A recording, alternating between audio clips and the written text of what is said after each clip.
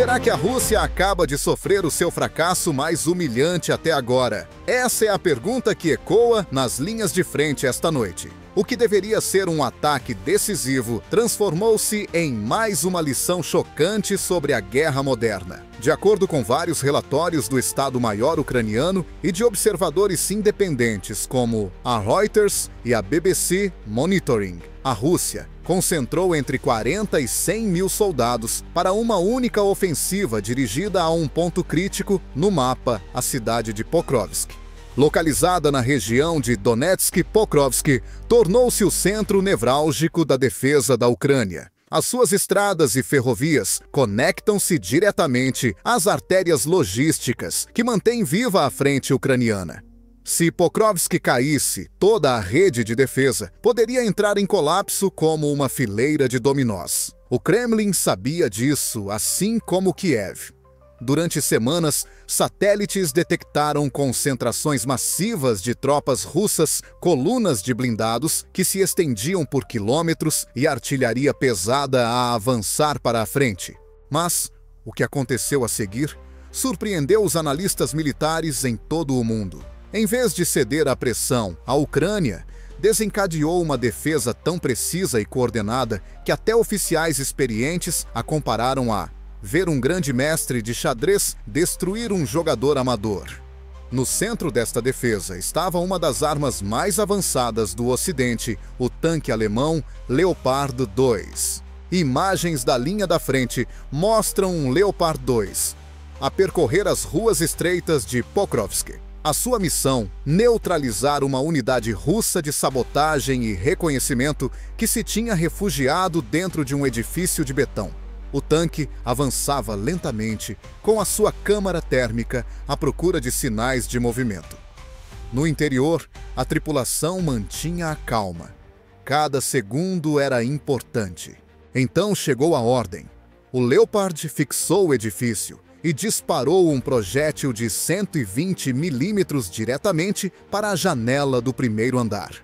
A explosão destruiu a estrutura, lançando destroços pelo ar. Em poucos instantes, a unidade russa foi silenciada. "Missão cumprida", disse mais tarde uma fonte ucraniana. Mas isso foi apenas o começo. Enquanto o Leopard se preparava para se retirar da cidade, surgiu uma ameaça muito mais perigosa. Os morteiros russos abriram fogo dos arredores com os seus projéteis a assobiar por cima e a atingir alvos perigosamente próximos. Então, ouviu-se o som inconfundível de zumbido drones FPV. Eles começaram a caçar o tanque como predadores mecânicos. O primeiro drone colidiu com a blindagem traseira, sacudindo o enorme veículo. A tripulação manteve a calma, verificando os sistemas. Os danos foram mínimos. O tanque retomou o seu movimento. Momentos depois, outro drone mergulhou mirando as lagartas. Um clarão fuma o impacto, mas mesmo assim, o Leopard continuou a avançar. Isto não foi um acidente. Foi uma demonstração da filosofia de design ocidental, precisão, capacidade de sobrevivência e proteção da tripulação acima da massa bruta. Os comandantes ucranianos divulgaram posteriormente imagens que mostravam o exterior do tanque, revelando nada mais do que tinta queimada e amolgadelas superficiais, sem vítimas mortais, sem danos críticos. Para Moscou isto foi um pesadelo, para Kiev um símbolo, porque a verdadeira história aqui não é apenas sobre um tanque que sobreviveu a 2 ataques de drones. É sobre o que essa sobrevivência significa, uma metáfora viva da própria Ucrânia. Derrotada, marcada, mas intacta. E enquanto o Leopard voltava para a base, uma nova questão começou a surgir. Se o ataque massivo da Rússia não conseguiu romper Pokrovsk, o que acontecerá a seguir? Quando o Leopard começou a sua retirada de Pokrovsk, o campo de batalha transformou-se num teatro mortal de fumo, fogo e precisão. A calma que se seguiu ao ataque bem-sucedido foi quebrada em segundos. As forças russas, furiosas, após perderem mais uma unidade de sabotagem, lançaram um contra-ataque brutal. Granadas de morteiro explodiram ao longo da rota de saída do tanque, lançando nuvens de poeira para o céu. A cidade ecoou com o estrondo dos tiros de artilharia. Acima, o zumbido mecânico dos drones FPV russos ficava mais alto, cada um pilotado com um único objetivo: destruir o Leopard a qualquer custo. O primeiro drone mergulhou do céu, atingindo a blindagem traseira. O impacto sacudiu a máquina de 40 toneladas, mas o tanque não parou. A sua placa traseira reforçada absorveu a explosão como um escudo de aço. No interior, a tripulação permaneceu concentrada. Os sensores piscavam, os alarmes soavam, mas a voz do comandante permaneceu calma. Continuem a avançar. Momentos depois, um segundo drone apareceu, mergulhando baixo e rápido, batendo diretamente na esteira esquerda. Por um breve instante, o Leopard parou. Poeira e fumo envolveram a rua. Os observadores temeram que o tanque tivesse ficado imobilizado. Mas, quando a névoa se dissipou, a máquina voltou à vida com o motor a rugir e a torre ainda intacta. Retirou-se com sucesso sob o fogo de cobertura da infantaria ucraniana. Mais tarde, os comandantes ucranianos revelaram imagens do veículo. Após a missão, pequenas queimaduras, algumas marcas na blindagem, mas nada grave.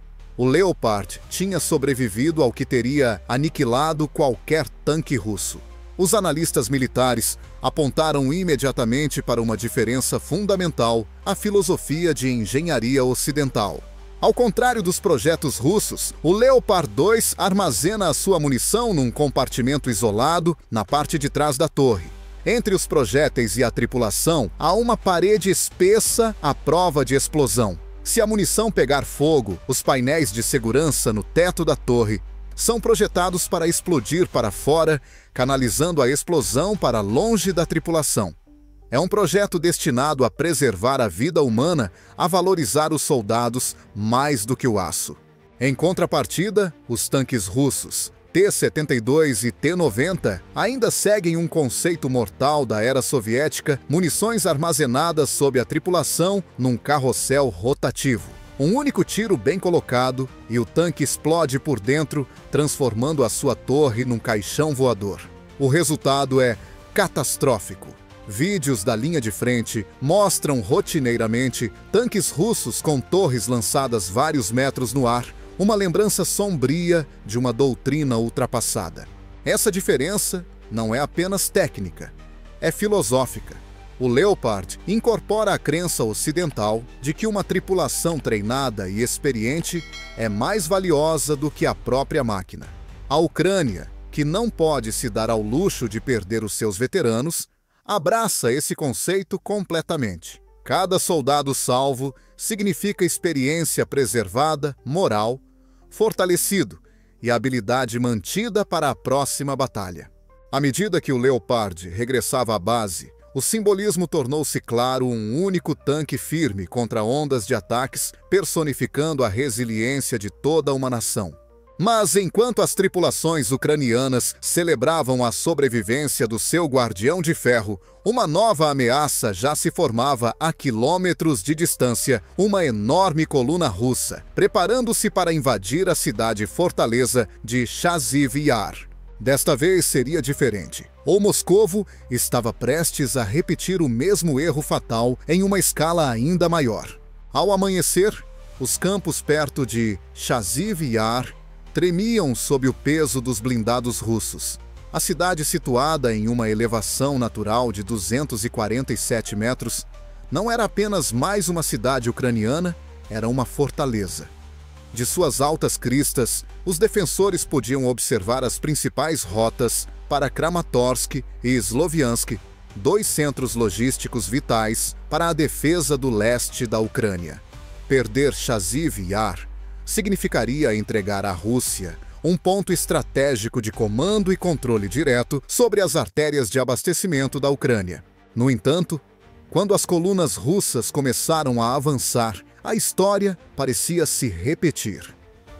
Imagens de drones divulgadas pelo exército ucraniano mostravam um longo comboio de 6 veículos blindados. APCs, ou veículos blindados de transporte de pessoal, a percorrer uma estrada estreita e previsível, repleta de destroços de ataques anteriores. Apesar dos destroços visíveis, eles continuaram repetindo uma tática mais antiga do que a maioria dos soldados naqueles veículos, um ataque frontal ao estilo soviético, à luz do dia, em terreno aberto. A Ucrânia, no entanto, tinha antecipado cada movimento. Os defensores transformaram a paisagem numa armadilha em camadas, uma teia invisível de minas-equipas de mísseis, Javelin e drones FPV. O primeiro APC acionou uma mina enterrada, desviando-se violentamente da estrada antes de deslizar para uma vala. A explosão não destruiu apenas um veículo.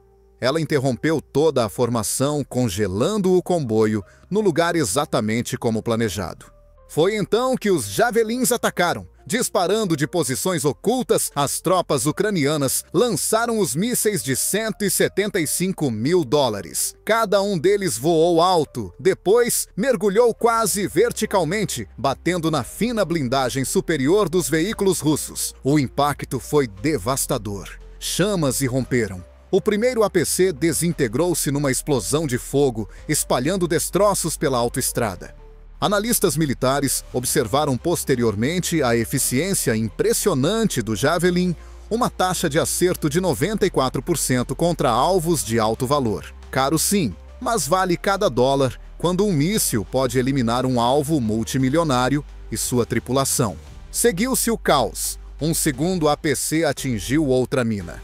A infantaria russa espalhou-se procurando abrigo, enquanto drones ucranianos zumbiam sobre suas cabeças como abutres. Em segundos, o primeiro drone mergulhou um acerto direto. Outro mirou um veículo que tentava flanquear pelo leste. Explosões irromperam em sequência, deixando para trás destroços em chamas. O que havia começado como uma ofensiva ousada transformou-se em pânico. Mas a Ucrânia não estava acabada. Quando um APC tentou escapar, um drone interceptou-o no meio do campo, lançando explosivos pela sua escotilha. Uma coluna que antes representava o poder de fogo russo, agora era um cemitério de aço retorcido. O campo de batalha ficou estranhamente silencioso, exceto pelo crepitar das chamas.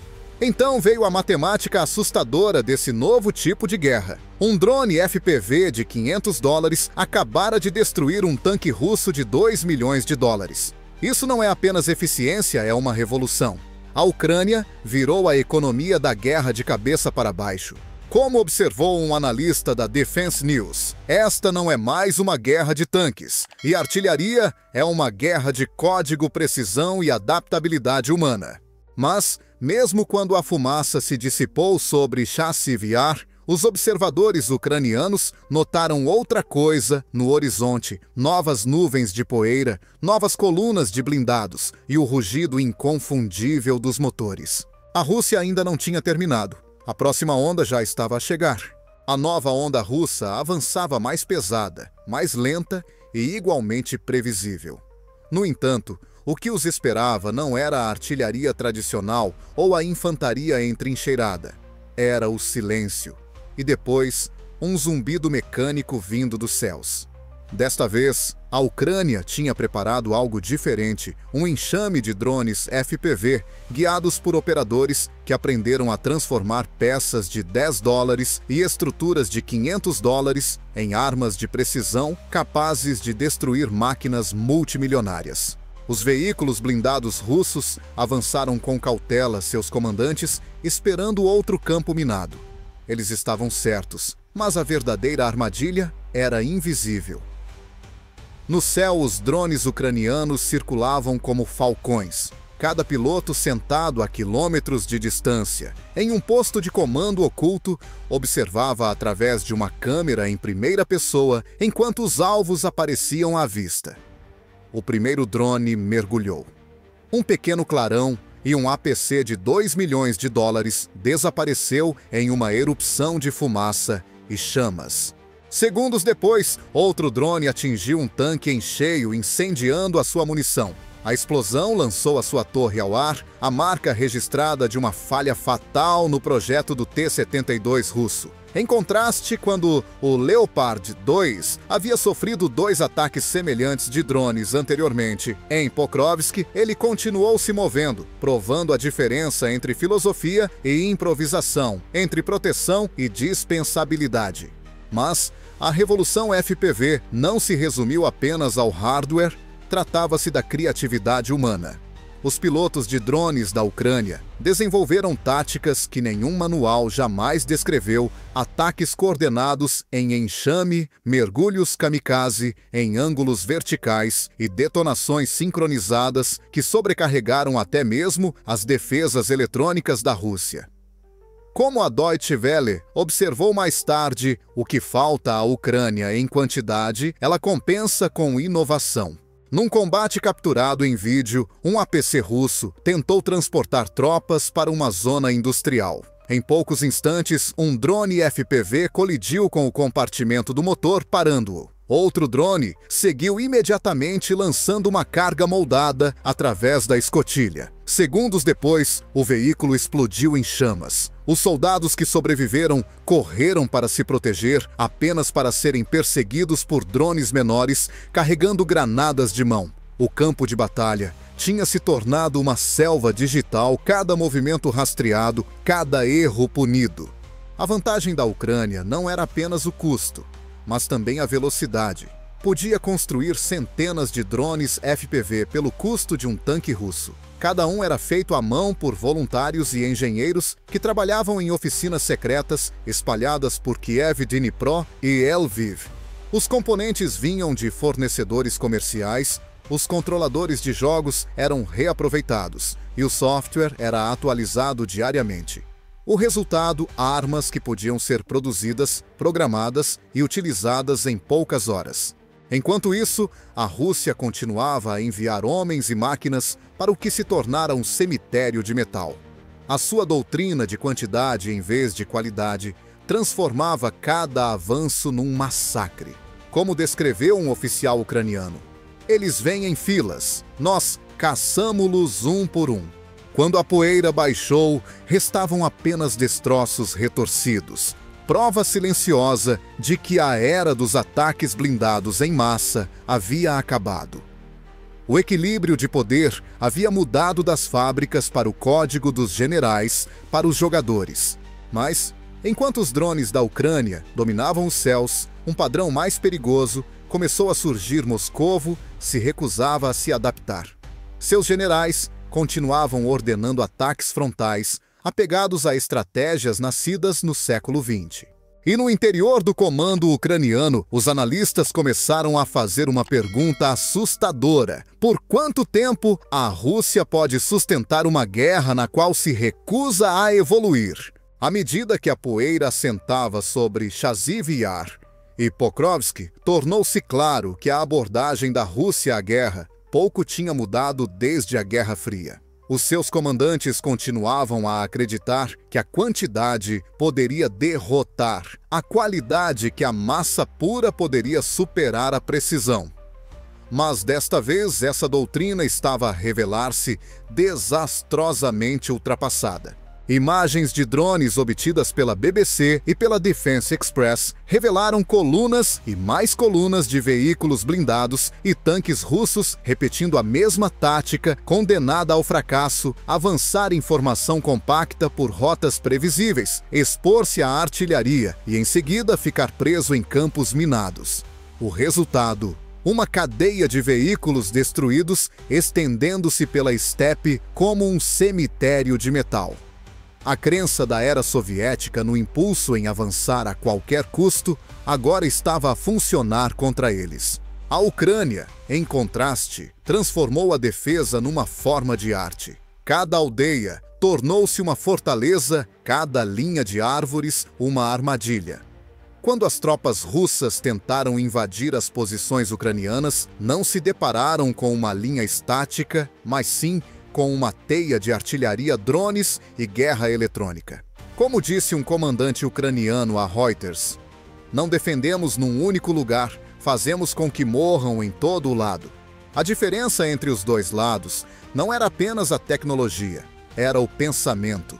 Enquanto a Rússia media a vitória em quilômetros conquistados, a Ucrânia media o sucesso em rublos perdidos e oficiais eliminados. Cada tanque destruído não era apenas hardware, era a morte da doutrina. Perto da periferia industrial de Kupiansk, drones de vigilância ucranianos avistaram a infantaria russa a mover-se através de um sistema de oleodutos abandonado, uma tentativa de usar rotas subterrâneas como cobertura. Mas, mesmo ali, a Ucrânia adaptou-se. Drones FPV voaram diretamente para os túneis, navegando em espaços apertados com precisão surpreendente. O primeiro drone detonou perto de uma barricada, abrindo caminho para o seguinte. Um por um, os drones penetraram mais profundamente, até que o abrigo russo foi destruído. Nenhum manual em nenhuma academia militar jamais imaginou isso, drones a lutar dentro de oleodutos. Isso não era apenas defesa, era evolução sob fogo cruzado. Enquanto isso, os canais de propaganda russos continuavam a transmitir imagens de seus ataques, reivindicando vitórias que não existiam. No entanto, as imagens de satélite contavam outra história. Filas de veículos queimados, crateras marcando pontes destruídas e rotas de abastecimento cortadas por ataques precisos. Para cada quilômetro que a Rússia ganhava, perdia centenas de homens e milhões de dólares em blindados. Ainda assim, os generais de Moscou se recusaram a mudar de rumo. Suas ordens ecoavam uma era antiga, avançar independentemente das perdas. Para eles, os soldados eram dispensáveis, os tanques substituíveis. Mas o campo de batalha moderno puniu essa lógica brutalmente. Cada movimento descuidado era instantaneamente gravado, geolocalizado e alvejado. Esta era uma guerra de desgaste, mas não do tipo que a Rússia esperava. Não era apenas corpos contra corpos, era inteligência contra inércia. A estratégia da Ucrânia era tornar cada erro russo irreversível. E quanto mais a Rússia sangrava homens e metal, mais claro ficava que não se tratava de um revés temporário. Era o lento desmoronamento de toda uma filosofia militar forjada no passado, agora esmagada pelas realidades do presente. Mas, enquanto a Ucrânia aproveitava essa vantagem, outra frente estava a aquecer a região de Kupiansk. Lá, as táticas teimosas da Rússia encontrariam o seu resultado mais desastroso até então. Quando as forças russas se reagruparam perto de Kupiansk, o padrão era inconfundível. Todas as ofensivas pareciam iguais, comboios a avançar em terreno aberto, rotas previsíveis, resultados previsíveis. Os comandantes ucranianos já nem precisavam de adivinhar. Podiam antecipar os movimentos russos com a precisão de um relógio. O que se seguiu não foi uma batalha, mas um desmantelamento sistemático da máquina ofensiva de Moscovo. De manhã cedo, 2 APCs russos tentaram atravessar um campo aberto em direção às posições ucranianas. Em poucos minutos, um deles atingiu uma mina e explodiu em chamas.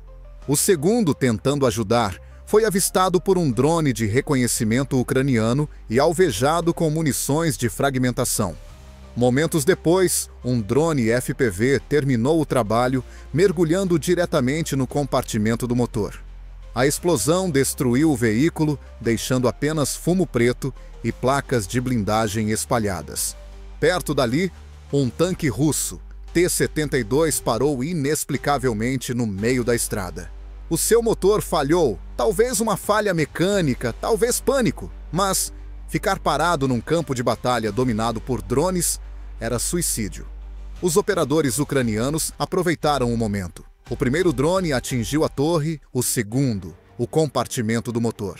O tanque tentou dar ré, expelindo fumo, mas era tarde demais. Um terceiro ataque transformou-o numa ruína em chamas. Imagens posteriores mostraram soldados a fugir para a floresta enquanto munições explodiam atrás deles. Este não foi apenas mais um ataque fracassado. Foi um colapso total da adaptação tática. Como observou um analista da Defense News, a Rússia continua a lutar a última guerra. A Ucrânia está a lutar a próxima. Noutra cena capturada pela câmera, um APC russo tentou seguir um caminho limpo marcado pela sua própria infantaria. Os soldados traçaram uma linha supostamente segura através de uma área minada, acenando para o motorista avançar. Confiante, o APC avançou e em segundos desapareceu numa nuvem de poeira e fogo. A rota segura tinha sido tudo menos isso. A explosão fez com que as tropas se espalhassem em todas as direções. Para a Ucrânia, isso foi mais do que uma vitória. Foi a prova de que a disciplina e a inteligência estavam a derrotar os números e o caos. À medida que a frente se estabilizava, os analistas começaram a olhar para além do resultado imediato. O que o Leopard 2 representava nesta guerra ia muito além da blindagem e do poder de fogo. Simbolizava uma filosofia, a preservação da vida humana, a primazia do conhecimento, a crença de que a guerra pode ser travada de forma inteligente, não apenas com força. A doutrina da Rússia, por outro lado, ainda tratava os seus homens e máquinas como ferramentas descartáveis num moedor de desgaste. Cada tanque destruído, cada ofensiva fracassada, contava a mesma história, um lado aprendendo e se adaptando em tempo real, o outro repetindo os erros da história. No final de setembro, Pokrovsk, Chaziv Yar e Kupiansk não eram apenas locais num mapa, mas lições gravadas em aço e fogo. O Leopard mostrou quem comandava o campo de batalha, não através da brutalidade, mas através da resiliência, inteligência e design. E quando os drones ucranianos voaram mais uma vez pelos céus enfumaçados, a mensagem ficou clara para todos que assistiam. Nesta guerra, a vitória não pertence àqueles que atacam com mais força, mas àqueles que aprendem mais rápido. As batalhas de Pokrovsk, Chaziv Yar e Kupiansk tornaram-se símbolos de uma verdade mais profunda, que o futuro da guerra não pertence mais à força bruta, mas à inovação, precisão e coragem sob fogo. O sucesso da Ucrânia nessas frentes não foi medido apenas em tanques destruídos ou ataques repelidos. Foi definido pela rapidez com que os seus soldados se adaptaram a um campo de batalha em constante mudança. O Leopard 2, os drones FPV, os Javelins, cada um representou uma mudança de filosofia. Juntos, eles mostraram ao mundo que a sobrevivência não depende da espessura da sua armadura, mas da perspicácia da sua mente, quando o que está em jogo é a vida ou a morte. Nesta nova era, aqueles que aprendem, resistem e evoluem escrevem as regras da próxima guerra. Para a Rússia, a lição continua por aprender. As suas doutrinas ao estilo soviético, o seu desrespeito pela vida humana e a sua obsessão com números transformaram as suas próprias ofensivas em piras de aço. Cada avanço apenas expõe a diferença crescente entre a guerra moderna e o pensamento de comando ultrapassado. Mas, para a Ucrânia, cada batalha conta uma história de resiliência de soldados que se recusam a ser derrotados, de engenheiros que transformam sucata em armas, e de uma nação que prova que a engenhosidade pode superar a intimidação. Agora a pergunta passa para si, espectador. Que parte desta nova realidade mais o impressionou, a bravura, a tecnologia ou a transformação da própria estratégia? Se esta análise abriu seus olhos para como a guerra moderna realmente se desenrola, partilhe este vídeo com outras pessoas que procuram compreender a verdadeira dinâmica deste conflito. Deixe a sua opinião abaixo e vamos discutir o que esta mudança significa para o futuro da defesa global. E não se esqueça, subscreva o canal e ative as notificações para nunca perder o nosso próximo relatório aprofundado das frentes de batalha mais voláteis do mundo.